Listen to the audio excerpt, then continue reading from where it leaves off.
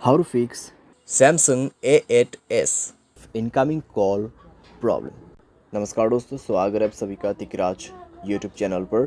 तो दोस्तों, आज के इस वीडियो पर मैं आपको बताऊंगा कि कैसे आप जो है अपने सैमसंग के डिवाइस पर इनकमिंग कॉल प्रॉब्लम सॉल्व कैसे कर सकते हैं। इनकमिंग कॉल के रिलेटेड दोस्तों यहाँ पर जितने भी सॉल्यूशन है मैं आपको इस वीडियो पे देने वाला हूँ। जैसे कि दोस्तों यहाँ पे मान लीजिए कुछ सेटिंग्स की वजह से प्रॉब्लम आ रहा है, उसको कैसे सॉल्व करना है।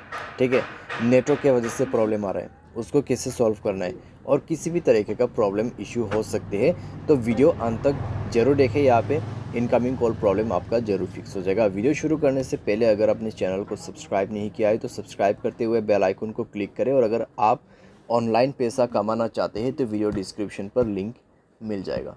चलिए दोस्तों, वीडियो शुरू करते हैं। तो सबसे पहले चीज़ यहाँ पे आपको करना क्या है, अगर आपको इनकमिंग कॉल में किसी भी तरह का प्रॉब्लम आता है तो पहले दोस्तों आपको चेक करना होगा कि आपके मोबाइल पे इनकमिंग रिचार्ज है या नहीं है।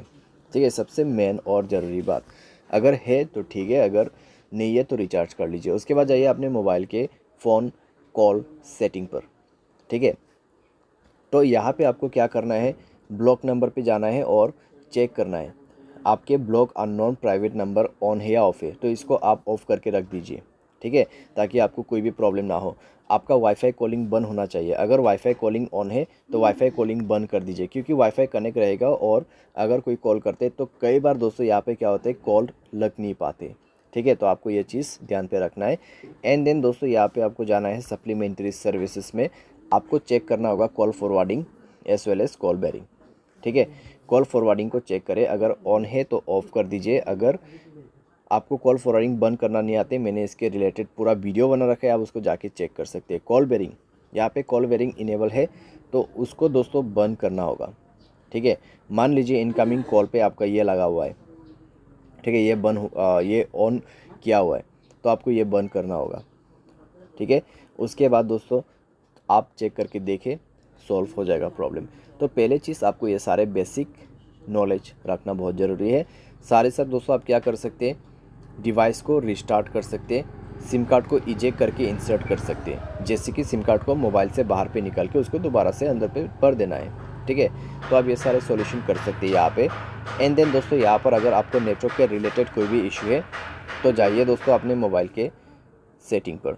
सेटिंग पर जाने के बाद दोस्तों आपको क्या करना है, सिंपली स्क्रॉल डाउन करना है, जनरल मैनेजमेंट पर जाना है, रीसेट ऑप्शन सेलेक्ट करना है, और उसके बाद रीसेट नेटवर्क सेटिंग पर क्लिक करते हुए मोबाइल सेटिंग को रीसेट कर देना है, और मोबाइल पैटर्न या फिर पासवर्ड भर के उसको रीसेट करना है।